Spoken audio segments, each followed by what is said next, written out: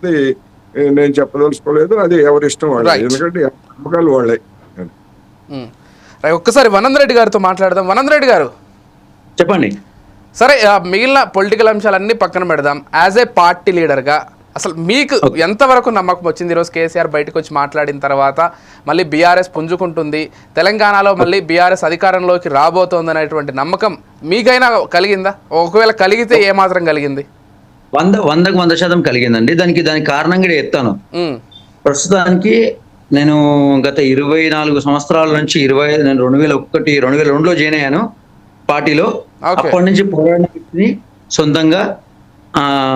అప్పటి నుంచి ఎంత పోరాడినో, ఎంతమందికి మన ప్రభుత్వం ఎప్పుడైతే మా తెలంగాణ పార్టీ సెపరేట్ అయ్యి కేసీఆర్ గారు ముఖ్యమంత్రిగా ఉన్నప్పుడు ఎంతమందికి నేను హెల్ప్ చేశానో, ఇప్పుడు అట్లాంటి అవకాశాలు లేకుండా పోయిందని ఒక చిన్న ఇబ్బంది.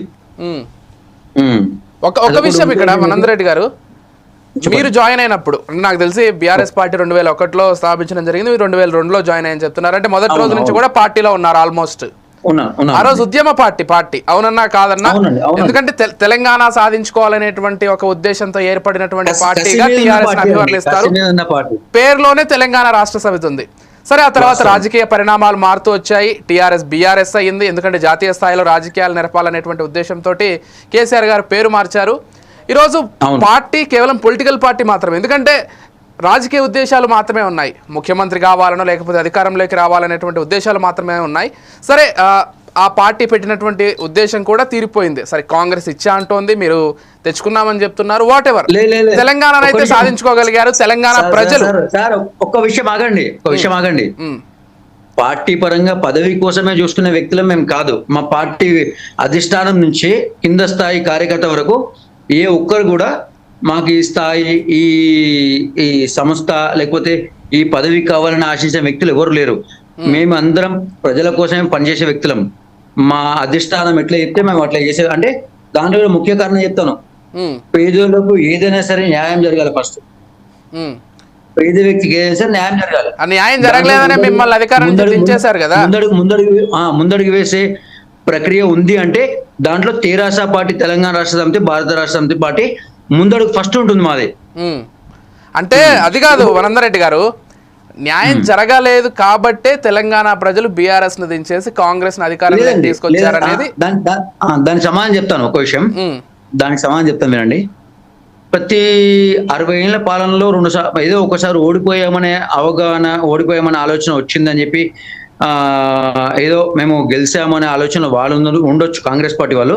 నేను కాదనట్లేను. ఇంకొక విషయం ఏంటంటే, ప్రత్యేకించి వాళ్ళు ఇచ్చిన హామీలు నెరవేరిస్తే అది గొప్పతనం.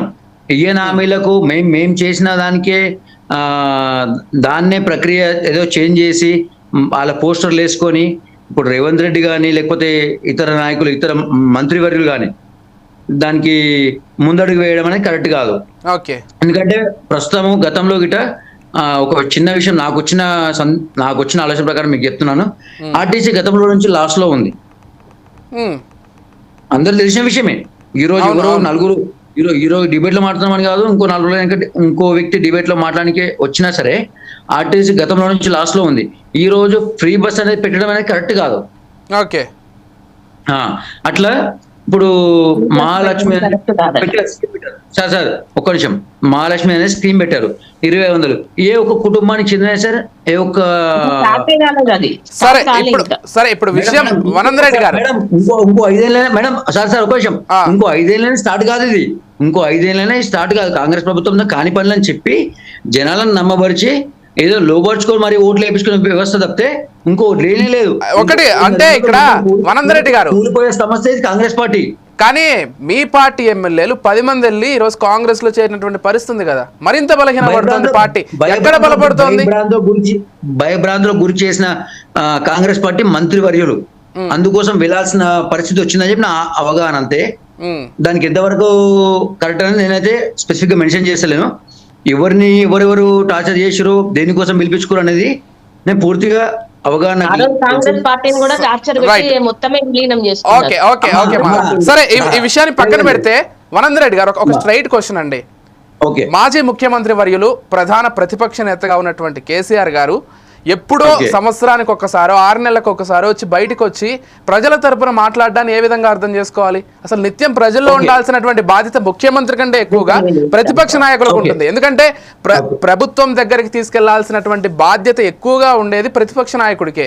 అలాంటి ప్రతిపక్ష నాయకుడు నేను ఏదో 6 నెలలకు ఒకసారి బయటకు వస్తాను, నేను వస్తే సింహంలా గర్జిస్తాను, ఇటువంటి వ్యాఖ్యలు ఏంటి? ఎందుకు ప్రజల్లో ఉండట్లేదు? అని చెప్పేది రండి. అది గర్జించడానికి ఏం లేదు. ఒకటి, మేము అండర్ గ్రౌండ్ వర్క్ చేయడానికి మా ముఖ్యమంత్రి వర్యులైన గౌరవనీయులైన చంద్రశేఖర్ గారు అండర్ గ్రౌండ్ వర్క్ చేశారో ఏం చేశారో మీరేమనుకుంటున్నారంటే చూడడానికి గర్జించడానికి వచ్చారనేది తప్పు, అది అపోహ. కానీ ఒక వాస్తవం ఏంటంటే సార్ ఒక విషయం దాంతో పాటు ఇంకో విషయం ఏంటంటే స్పెసిఫిక్ గా అండర్ గ్రౌండ్ వర్క్ అంటే ఏంటంటే కాంగ్రెస్ పార్టీ సరే మనం నమ్ముకొని ఇన్ని రోజులు ఓటేశారు, వాళ్ళని నమ్ముకొని ఓటేశారు, వాళ్ళకి ఏమైనా ముందడుగు వేశారా, వాళ్ళకి మన చెందాయా, వీళ్ళు ఇచ్చిన మన హామీలు కానీ ఏదైనా ఎలిజిబుల్ అయ్యిందా లేదా అనేది గ్రౌండ్ వర్క్ కోసం అండర్ గ్రౌండ్ మీరు అన్నట్టు ఐ మీన్ నాట్ నేను ఒక బిఆర్ఎస్ సీనియర్ నాయకుడిగా నేను చెప్పట్లేదు, మీరు అనుకునే ఉద్దేశంతో పాటు చెప్తున్నా. దాంట్లో అండర్ గ్రౌండ్ అనే టాపిక్ లేదు. ఫస్ట్ ఆఫ్ ఆల్ సింహం గర్జిందని ఒకటి, ప్రజల మనిషి, ప్రజల పక్షాన ఉంటాడు, నిత్యం పోరాడే వ్యక్తి. కానీ ఇన్ని రోజులు వెయిట్ చేయడం ఏంటంటే ఒక పార్టీ గెలిచింది, అపోజిషన్ పార్టీ ఎంతవరకు న్యాయం చేస్తుంది, ఎంతమందికి న్యాయం చేస్తుంది. ఇప్పటి వరకు మీరు చెప్తే నమ్మరు సార్, ఇంతమంది నలుగురు ఉన్నారు కదా, ఈ నలుగురు సమక్షంలో చెప్తాను. ఇదే నేను తెలంగాణ రాష్ట్ర సమితి ఉన్నప్పుడు, బీఆర్ఎస్ పార్టీ ఉన్నప్పుడు నేను ఒక 10-15 మందికి మన హెల్త్ కు సంబంధించినది సీఎం రిలీఫ్ ఫండ్ ఇప్పించాను. అదే నా సొంత తండ్రికి ఇదే కాంగ్రెస్ పార్టీ వచ్చి 2023 నవంబర్లో వస్తే 2024 అయిపోయింది, 2025 వచ్చింది. ఇప్పటికి నా తండ్రి సీఎం రిలీఫ్ ఫండ్ 2 సార్లు నా సొంత తండ్రికి రాలేదు సార్ ఇప్పటి వరకు. ఏం చెప్పంటారు మేడం? ఆరోగ్య పరిస్థితి గురించి ఆలోచించండి. మాధవి గారు, వనంద్ రెడ్డి గారు, రైట్, ఒక్క నిమిషం.